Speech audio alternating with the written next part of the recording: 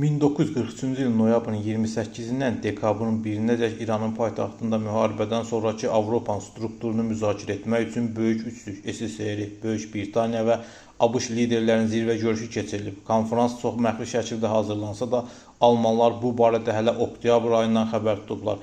Tehrana üzdən böyük balıqlar haqqında məlumat Türkiyədəki Britaniya səfirliyinin keçmiş köməkçisi Siseron adlı Alman nasisti Elias Bazna ötürüb. Reyxin Baş Təhlükəsizlik İdarəsinin rəisi Ernest Kaltenbrunner təcili olaraq Hitlerə Yosif Stalin, Franklin Roosevelt və Winston Churchillin həyatına sui-qəsd təşkil etmək planı layihəsini təqdim edib və onun təsdiqini alıb. Uzunluğa tutulanma kod adlı əməliyyat SS xüsusi təyinatlı qüvvələrin rəisi Otto Skarzony'yə tapşırılıb. Tehran konferansında təhlükəsizlik ən yüksək səviyyədə təmin edilib. Görüşün keçiriləcəyi Britaniya səfirliyi bir neçə təhlükəsizlik halqası ilə əhatə olunub, rabitə kəsilib, konferans müddətində media vasitələri qadağan edilib. Tehrandakı keçmiş səfirliyin əslində şəhər içində bir şəhər olub.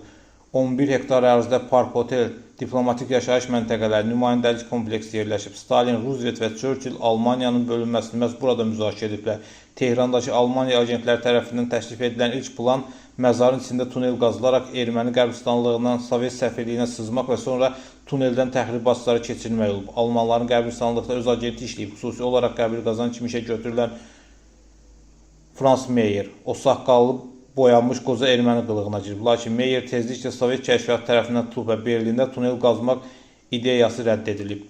Tarixçi və tərcüməçi Əhməd Sarayeminin sözlərinə görə hazırda İran arxivlərindən götürülən və məxfiliklə çıxarılan sənədlər əsasən belə bir nəticəyə gəlmək olar ki, Almanların əsas məqsədi üçlüyü öldürmək, oğurlamaq olub.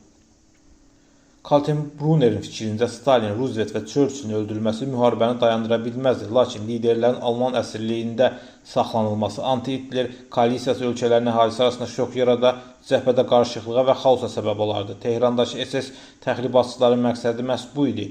Sarayemi deyib ki, İrandan çıxan xəbər qəzeti bu barədə yazıb. Stalinin Türkiyə vasitəsilə Berlinə aparılaraq orada qəfəsdə nümayiş etdirilməsi nəzərdə tutulub. Rooseveltə gəldikdə isə Reyx nazirləri iki yerə bölünüb. Bəziləri ABŞ prezidentinin təslim olmaq əmrini verməyə məcbur edilməli olduğunu inanıb. Digərləri isə onun xüsusi qəddarlıqla edamının tərəfdarı olublar. Kaltenbrunner Roosevelt köpək balıqlarına yedizdirməyi və hadisəni lentə almağı təklif edib. Churchillə gəldikdə isə heç bir fikir ayrılığı olmayıb. Onlar sadəcə onu yerindəcə öldürməyi planlaşdırıblar.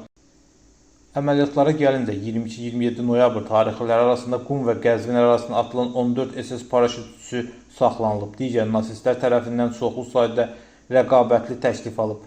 Skarzony özü adam oğurluğu ləğv edib və sadəcə partlayıcı maddələrə yükləyən təyyarə və intiharcı pilot Sovet səfirliyinə göndərməklə liderləri öldürməyi təklif edib. Çoxlu sayda planlar rədd edilib, müzakirə olunub, yenidən işlədib. Nəticədə Alman agentlərinin həbsi razılaşmanı bitirib. Nasist agentlərinin dindirilməsinə görə 29 noyabrda onlar Tehranda kütləvi ixtişaşlar yaratmağı və bunun sayəsində rəhbərlərin kortejini puskuya salmağı planlaşdırıblar.